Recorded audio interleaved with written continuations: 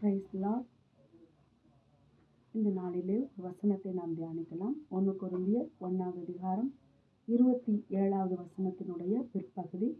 பலமுள்ளவைகளை வெட்கப்படுத்தும்படி தேவன் உலகத்தில் பலவீனமானவைகளை தெரிந்து கொண்டார் என்று சொல்லி, இந்த நாளிலே ஆண்டவர் ஒரு கூட்டத்தாரை தெரிந்து கொள்கிறார். அவர்கள் யார் என்றால் பலவீனர் என்று சொல்லப்பட்டிருக்கிறது.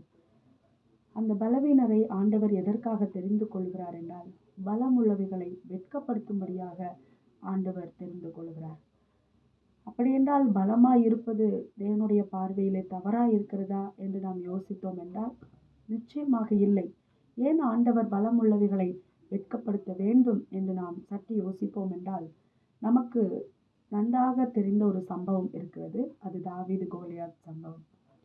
கோலியாத் என்கிறவன் அவன் தன்னிலே பலமுள்ளவனாக இருந்தான். அவன்